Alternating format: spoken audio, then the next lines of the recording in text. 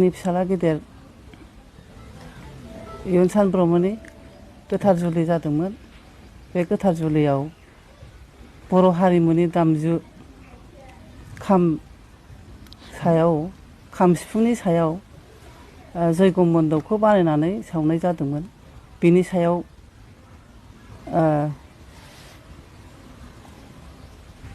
गोबां गोरोन्थि मोननाय दा मोनथिनो मोनदों।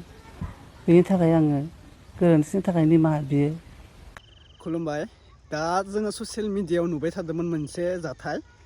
जोंनि दामजु खाम धलाव माने अर सावदों। अर सावनानै माने जोंना ब्रह्मफोरा सावो खोमा बेफोरबायदिनो आवथि सावदों आरोना धलाव दामजुआव।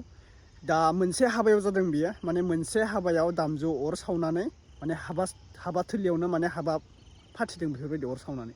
दा जोङो नुनायावथ' जोङो जोबोद दुखु मोनदों आरो जोबोद लाजिदों। बर' हारिनि दामजु बेफोरबायदियाव अर लागायनो मोनामोन, नंगौना नङा? नोंथांमोना कमेन्ट खालामनानै बुंहर। आरो निउसावबो गोबां दावराव जाखांबाय। आरो न'निफ्राय माने मोनसे रिकुवेस्ट खालामहरदों बेफोरबायदिखौ जानला मोनला होनांलिया होननानै। जानला मोनलाया ओरैनो खामानिखौबो मावजाया। जोङो जोंनि बर'नि धल सिफुं दामजु बा जोंनि सेरजा बैफोरबायदिनि माबायावसो गोदै गाराङावसो जोंनि बर'फोरनि ट्रेडिसन होननानै हिसाबाव जों मोनथिनो मोनो। बेफोरबायदि जुदि हायोब्ला जोंनि गामसा आर'नाइफोरखौबो सावनानै जोङो माबा मोनसे खालामनो हागोन माथो, नंगौना नङा? दा बेनिखायनो बुंदों बैफोरबायदि दामजुफोराव जोङो अर सावनो मोना। जोंनि बर'निनो बेनो मोनसे धोरोम, बेखौ मोजाङै मोनथिनानै ला। जोङो बेफोरबायदिखौ खालामबाय थायोब्ला, दानो जोङो बेफोरबायदिखौ नुयोब्ला जोंनि इयुनाव बेफोरबायदि मा जालांगोन जोङो जेबो हमनानै मोननाय नङा। बेनिखायनो आं बुंदों सोरनिबा गामियाव बबेबा गामियाव बेफोरबायदि दामजुआव जुदि अर लगायनानै मोनसे धोरोमब्ला दानो नागारनांगौ। बे धोरोमखौ दानो गारनांगौ। बे नियमखौ दानो हेंगारनांगौ। जोङो दामजुआव अर लगायनानै हाबा थिलि होनाया, जोङो हाबा होनाया मोजां जायासै। दा बेखौ लानानै गोबां दावराव। दा बै भिडिअखौ नुनानै बै हाबा थिलिनि बा हाबा फाथिनाय न'खरनि बिमा बिफाया बा बै हाबा होनाय न'खरनि फेमिलिया रिकुवेस्ट खालामहरदों, माने निमाहा बिहरदों। नोंथांमोना बे भिडिअखौ नायग्रोना लाबानो जाबाय। कमेन्टनि गेजेरजों नोंथांमोना फोरमायहरब्लानो जाबाय। मा बुंनो सानो? आं नोंथांमोनखौथ' बादा होनो हाया। सोरबा गाज्रि बुङो, सोरबा मोजां बुङो, आंथ' बादा होनो हाया, नंगौना नङा? सोरबा गोरोन्थि मावदों बेखौ गोरोन्थि बुजिखागोन, गोरोन्थि बुंखागोन कमेन्टआव। दा जोंबो बादा होनो हाया। दा बेनिखायनो नोंथांमोना फार्स्टआवनो नायग्रोनानै ला। दा बयनिसिमबो फिन खेब बरायहरबाय। जायफोरा चेनेलाव गोदान साबस्क्राइब खालामना लादो। दा थेंक इउ स' माच। बबे डिस्ट्रिक्टनिफ्राय आंनि भिडिअखौ नायदों नोंथांमोना कमेन्ट खालामनानै फोरमायहरलायदो। थ' थेंक इउ स' माच। क'क्राझार, उदालगुरि, बाक्सा, चिरां, तामुलपुर गासैनिसिमबो थेंक इउ स' माच। नोंथांमोना गोबां अनसायनाय होबोदों। बे चेनेलनि गेजेरजोंनो गोदान गोदान बर' आपडेट्स नुनो थाखाय भिडिअखौ लाइक खालाम, शेयार खालाम आरो साबस्क्राइब खालाम। दे, न'खरनिफ्राय मा बाथ्रा बुंखो जोङो नायग्रोना लानोसै। निमाहा बिबाय आरोना, नायग्रोना लादो। गिबियावनो खुलुमनाय थाग्रोबाय। नोंथांमोननि दिनै बे गोसो गोरबोनि दुखु फोरमायनायखौ बुंथिनो मोननानै आं गोजोननाय मोनदों। थांनाय 6 थारिख सुक्रुबारखालि आंनि फिसाला गेदेर इयुनसान ब्रह्मनि गोथार जुलि जादोंमोन। बे गोथार जुलियाव बर' हारिमुनि दामजु खाम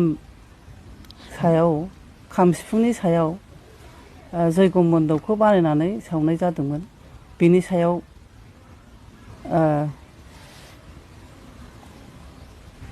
गोबां गोरोन्थि मोननाय दा मोनथिनो मोनदों।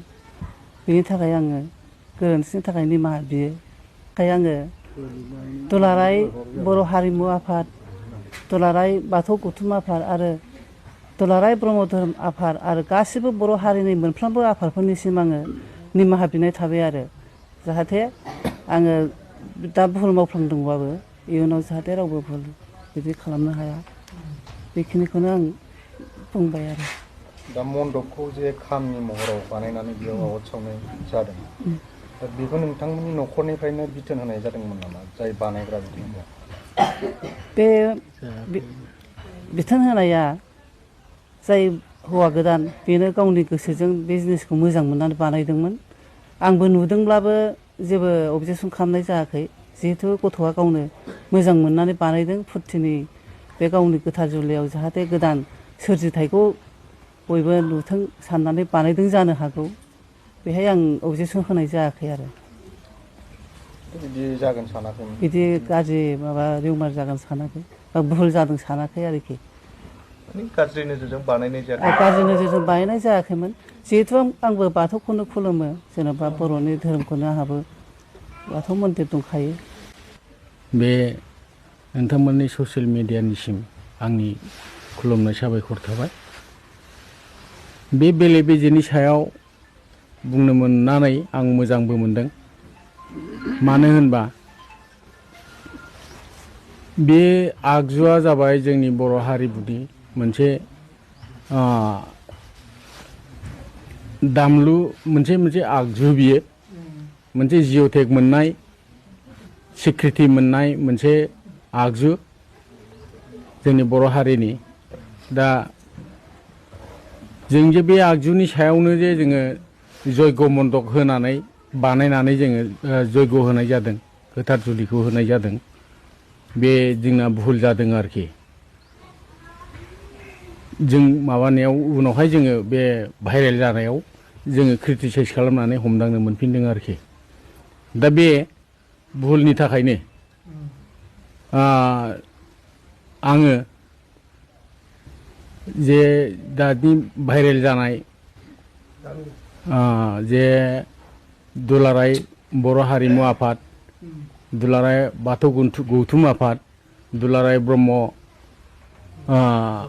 धोरोम आफाद आरो बर'नि जेसेबांखि माबा आफादफोर थाया मानो बिथांमोननाव आङो गुरैयै खर' गंग्लायै आर'ज गाबो जे बे गोरोन्थिनि थाखाय जोंखौ माने निमाहा होयो आरोखि ओमफ्राय बेखौबो आङो बुंनो सानदों भाइरेल जानायावबो नुनो मोनदों जे एलेखानि खोथा नंगौ थिग एलेखा रेभिनिउ भिलेज हिसाबै बरागारि दा बे बरागारि भिलेजाव 6टा 7टा गामि दङ सुब्बा जेरैहाय नैबे दानि बे जाथायनि गामिनि मुङा बरागारि मिडिल ओमफ्राय दङ बरागारि मख्रापारा बिनिफ्राय दङ बरागारि मनिसारा बिनिफ्राय बरागारि नर्थ बिनिफ्राय बरागारि नारेंगुरि बरागारि पलासगुरि ओमफ्राय मुस्लिम बस्ति दङ खलाबारि दा बे ज' लानानै रेभिनिउ भिलेज मोनसे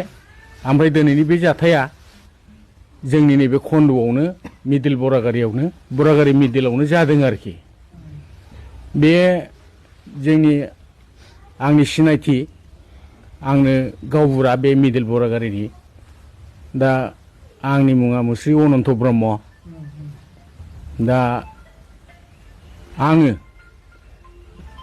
जे बे मिडियानि गेजेरजों नोंथांमोननि सिगाङाव फोसावहरनाय जायो जे जाहाथे जोंनि बे गोरोन्थिखौ